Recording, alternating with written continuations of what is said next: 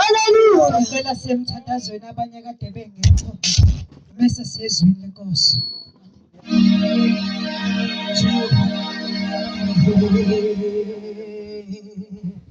Jehovah,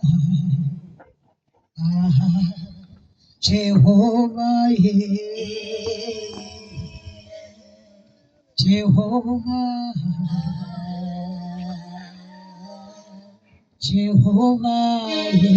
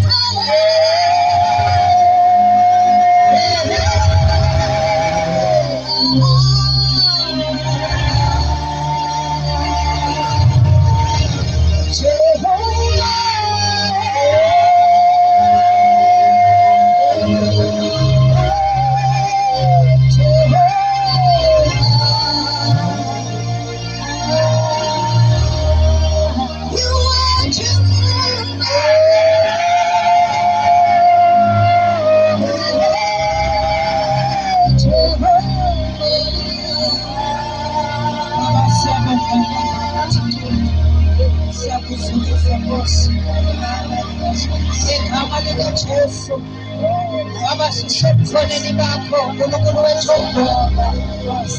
abasizeko uNkulunkulu bakho sizodumise igama lakho lihle abasiyabonga uNkulunkulu wethu esingasuka kuwo siyebuka abazothi esitholakala kuwe sithi ayikho nenyengazaziweliso zethando lwakho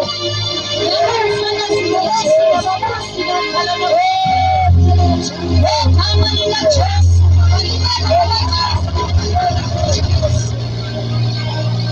siyakudumisa Nkosi esizezwini lakho uNkulunkulu wethu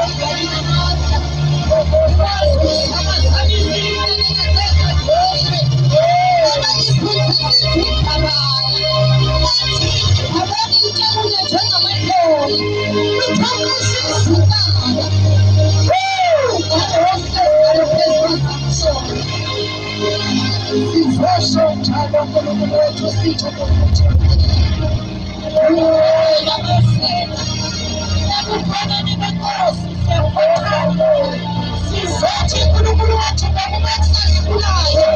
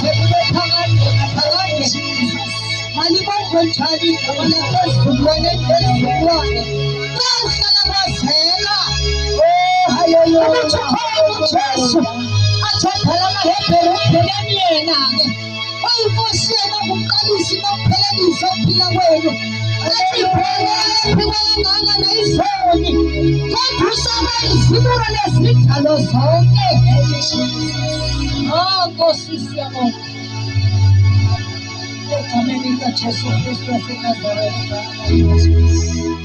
thatha indawo yakho Nkosi, manje kuzibe phakathi.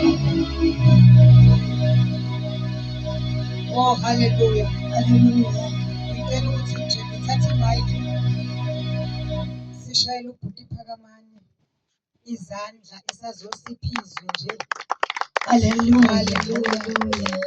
Izwi belititilizwa kule weekend ongalizwanga okwakhe kodwa kadala ngokwanele, kodwa ke umntwana ngokwanele usengaziphendulela.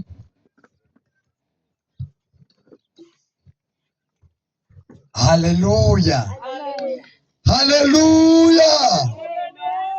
Bangcwele sibingelele kakhulu egameni likaJesu kubafundisi bonke egameni likaJesu.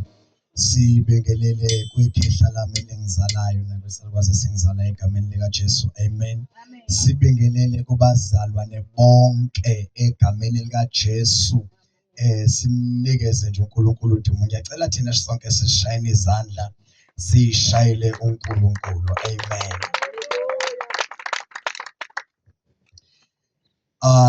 Sibonge kakhulu ke bantwana benkosi.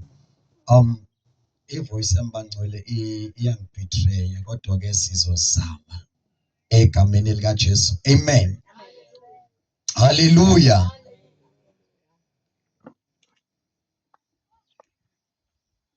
Yenza njani isakhono?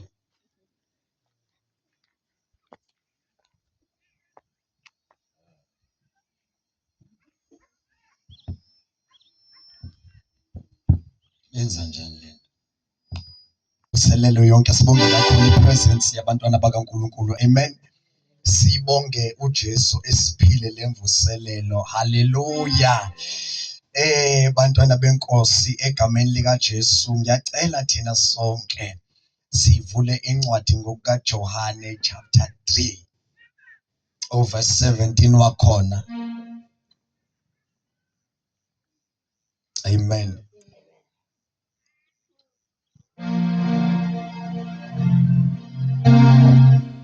Yes. Incwadi ngokukaJohane chapter 3 verse 17 ofundeka kanje.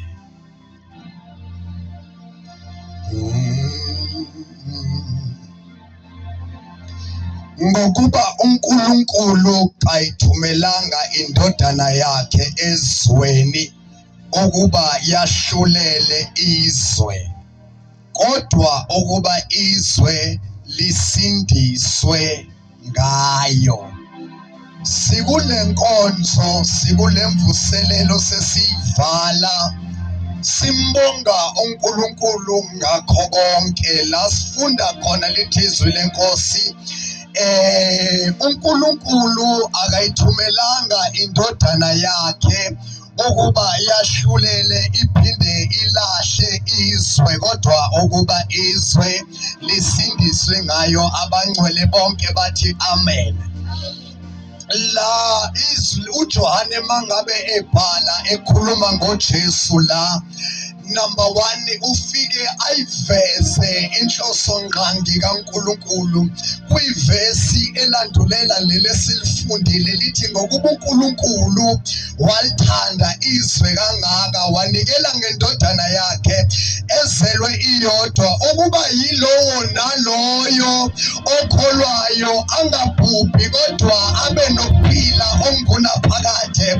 Kule mvuselelo sikuyona uNkulunkulu uthe ake sohlangana noJesu okungaye izwe uNkulunkulu wenzile ukuba lisindiswe ngaye indodana yakhe. Kungesikhona izinto eziningi ezisindisa abantu, kodwa indodana kaNkulunkulu uNkulunkulu ayithumelile ezweni ukuba izwe lisindiswe ngayo. Ngamanye amagama uNkulunkulu uyithumelile indodana ngenkathi izwe livele seliya ebhujisweni, ngenkathi izwe livele selonakele, ngenkathi abantu bemelwe ukufa, ngenkathi abantu bephila impilo ebhubhayo, kodwa uNkulunkulu ngenxa yothando lwakhe wase wathumela indodana yakhe ezweni ukuba izosindisa izwe. Ngokuba uNkulunkulu akayithumelanga indodana yakhe ezweni ukuba ilahle izwe, kodwa ukuba lisindiswe izwe. Indaba uNkulunkulu eyithumelile indodana ingenxa yokuthi uNkulunkulu uqale walithanda izwe, wayesebuka ukuthi abantu bami ngingabahlenga ngani, izwe lami ngingalihlenga ngani. Emva kwalokho wasebona lithi izwe uNkulunkulu akathokozanga ngegazi lezimbuzi nelezinkomo, kodwa wabeselungisa umzimba ewulungisela uJesu ukuba uJesu azofa endaweni yabantu. Siyakhumbula mangabe qala iBhayibheli lithi izwi u-Adam esonile no-Eva, uNkulunkulu wehla wathi nimelwe ukufa, kodwa abafanga ngaleso sikhathi. Lithi iBhayibheli ngenxa yesono ukufa kwase kungena kubusa phezu kwabantu. Umuntu ngaleso sikhathi waqala ngasona, leso sikhathi wahamba umuntu esekufeni. Lithi iBhayibheli mangabe sogijima nayo incwadi kaJohane, lithi izwi lenkosi bonke abalizwayo izwi lami bese bayakholwa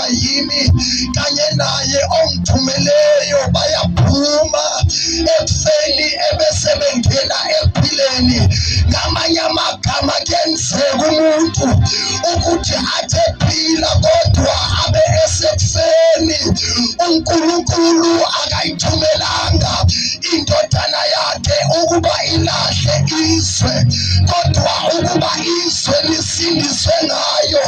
Ngamanye amagama ingakho Jesu kwenye incwadi kwiSambulo chapter 3 kwelinye lebandla uthe uJesu khona into engiyibonile ngani, ninalo impela igama lokuthi niyaphila, kodwa mangabe ngilibheka ngokwasezulwini, mangabe ngilibheka ngokaNkulunkulu ningabafile noma nifile ninjalo. Ikhona into esangalunga ngani, ikhona into esangalunga. Ake nivuke nilungise niqoqe lokho kade kuzokufa, kodwa ngoba kona akakafi. Ake niqoqe bese nikusisa kuNkulunkulu, bese niba ngabaphilileyo impela. Lithi izwi leNkosi ngesono nangesibambeko bekade singabantu abafile abamelwe ukulahlwa, kodwa ngaye uJesu Kristu akusekho ukulahlwa kwaba kuJesu. Amen. Akwenze njani? uNkulunkulu akayithumelanga indodana yakhe ezweni ukuba yahlulele izwe, kodwa ukuba izwe lisindiswe ngaye.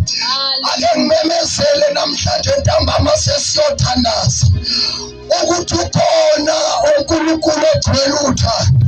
Hallelujah. Ake ngimemezele ukuthi uJesu nguyena ofela umuntu. Hallelujah. Nguyena uJesu olungisisa umuntu.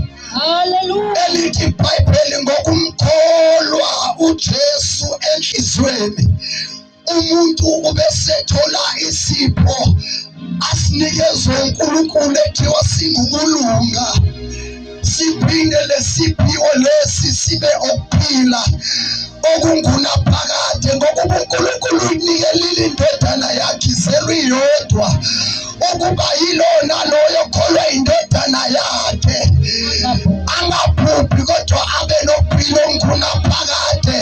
Ake ngimemezele namhlanje mina ntambama ukuthi ayikho insindiso kwelinye igama ngaphansi komthunzi welanga, kodwa ibuye uJesu owafa efela abantu waphinde wavuka. Yena lowo Jesu uyabuya uzolanda abakholwayo.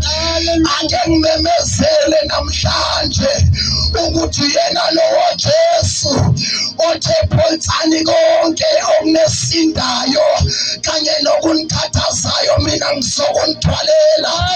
Ake ngimemezele namhlanje kumuntu osindwayo, ake ngimemezele kumuntu okhathele, ake ngimemezele kumuntu ogulayo, ake ngimemezele kumuntu obephekile, ake ngimemezele kumuntu ophila nengcindezi, ake ngimemezele kumuntu olahliwe, olahliwe abangani, walahlwa umndeni, walahlwa zihlo. Ake ngimemezele ukuthi konke lokho okusindayo ake kuze uphonse kuJesu, ukuba kuye lowo Jesu owathunywa uNkulunkulu ukuthi azosindisa abantu.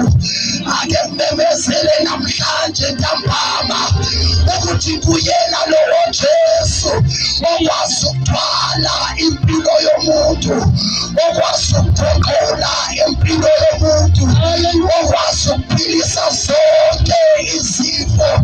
Kuyena lowo Jesu elithi izwi leNkosi ngegazi lakhe nathi ekade sikude ngenxa yesono, ekade singabafileyo ngenxa yesono lesiphambeko, singena uNkulunkulu sibelwe ukulahlwa, kodwa ngayena lowo Jesu sesenziwe saba seduzane.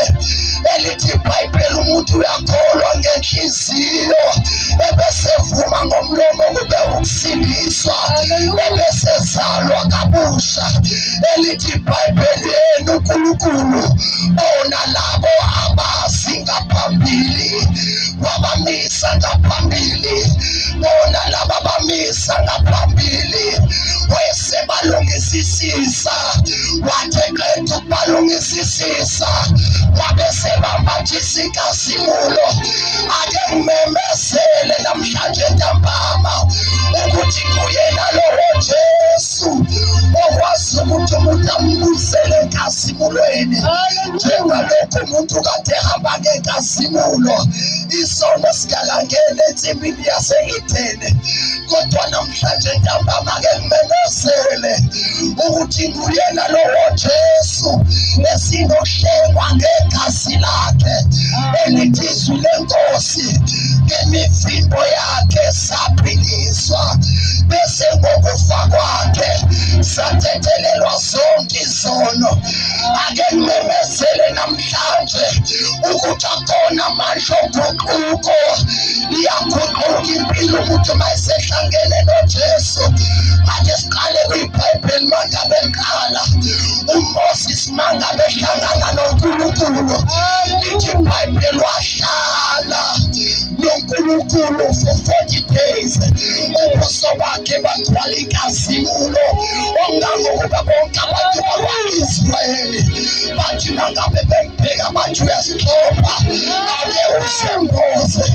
Kwadlula kuMoses kwaya kuJoshua owathatha kuMoses, lithi iBhayibheli ngelinye ilanga ibambene impi yakwa-Israyeli, uJoshua ehlangene noNkulunkulu wamisa ilanga wavula umfula iJordani. Kwenzenjani mangabe umuntu esebuyisene noNkulunkulu?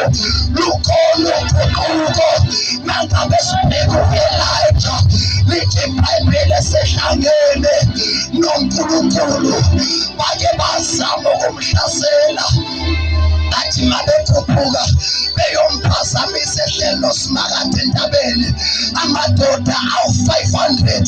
Lithi iBhayibheli wabiza umlilo ezulwini wehla wabakhonsuma wabashisa, kwaphinda kwezihlandla lesibili, kanjalo nakhona kwaphinde kwabanjalo. Awenze njani umuntu mangabe sehlangene noNkulunkulu? Impilo yakhe ayibisafana, umuntu besembathiswa amandla obuNkulunkulu bukaNkulunkulu. Sidlule ku-Elisha siye ku-Elisha, sidlule ku-Eliya siye ku-Elisha. Lithi iBhayibheli esehlangene noNkulunkulu Elisha wathi mangabe ebhekene nomfula esemukile u-Eliya, wathatha isembatho sika-Eliya esasala nasona wabephamula amanzi avuleka wahamba emhlabathini owomile. Elithi iBhayibheli kuyena u-Elisha umoya ka-Eliya wawuphindwe kabili. Ake ngimemezele ukuthi mangazohamba nayo Jesu, umoya kaNkulunkulu uyasebenza empilweni yakho. Ukhona uguquko ake sikhuphuke nabo sifike kuJesu Kristu. Mangabe sefikile emhlabeni uthi phela weNkulunkulu ungilungisele umzimba ukuba ngiyenze intando yakho. Elithi iBhayibheli yena lowo Jesu wathi mangabe ekhuluma kuJohn 14:12, wathi okholwayo yimi limsebenze ngekuzayo kwayilena uyakuyenza ngenxa yokuthi ngiyamuka. Ake ngimemezele ntambama ukuthi yonke imisebenzi uJesu ayenzile uyinikezile amakholwa igunya lokuthi bayenze, basebenze ngaphezulu. Iministry kaJesu ika-20.5 years, kodwa thina njengalokhu sesasindiswa samthola uJesu saqede sangafa. Kunemsebenzi kaJesu elindeleke ukuthi siyenze, siphinde senze nengaphezulu. Elithi iBhayibheli uPetro esehlangene noJesu wathi yothanda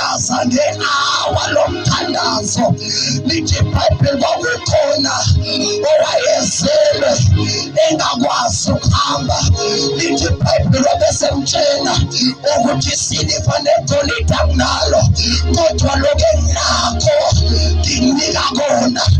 Ake ngimemezele ntambama ukuthi mangabe sonoJesu kukhona into onayo okwaziyo ukuyinikezela abantu abagulayo, okwaziyo ukuyinikezela abantu abangaboni, okwaziyo ukuyinikezela abantu abanokukhubazeka, okwaziyo ukuyinikezela abantu abathi mina ngiyafisa ukubona uNkulunkulu esebenza eguqula isimo sami. Ake ngimemezele ukuthi imali ayisiyona yonke into, kodwa khona into esinayo, lento esinayo nguJesu Kristu. Ithemba lenkazimulo yena lowo Jesu owathunywa uNkulunkulu ukuze isizwe singabhubhi. Ake ngimemezele lithi iBhayibheli uPetro ngelinye ilanga wathe ethempelini, emva kwalokho abantu sebeyibonile into kuPetro ngenxa yokuthi uPetro behlanganile noJesu. Lithi baqale bandlala phansi abagulayo ukuze ngesithunzi sikaPetro angabedlula. Emva kwalokho abantu basinde. Lithi iBhayibheli nempela kwabanjalo.